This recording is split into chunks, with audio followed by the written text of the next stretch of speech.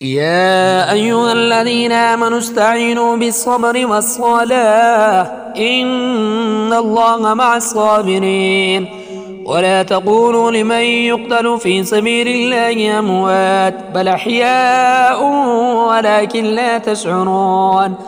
ولنبلونكم بشيء من الخوف والجوع ونقص من الأموال والأنفس والثمرات وبشر الصابرين الذين إذا أصابتهم مصيبة قالوا إنا لله وإنا إليه راجعون.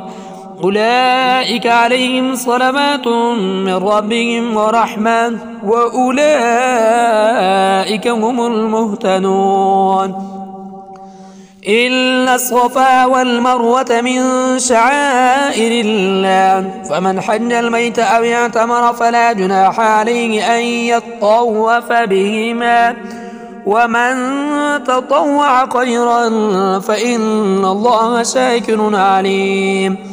إن الذين يكتمون ما أنزلنا من البينات والهدى من بعد ما بيناه للناس في الكتاب أولئك يلعنهم الله ويلعنهم اللاعنون إلا الذين تابوا وأصلحوا وبينوا فأولئك أتوب عليهم وأنا التواب الرحيم.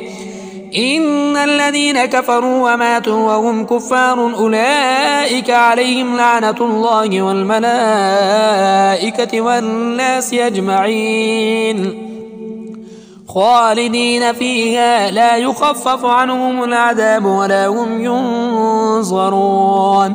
وإلهكم إله واحد لا إله إلا هو الرحمن الرحيم.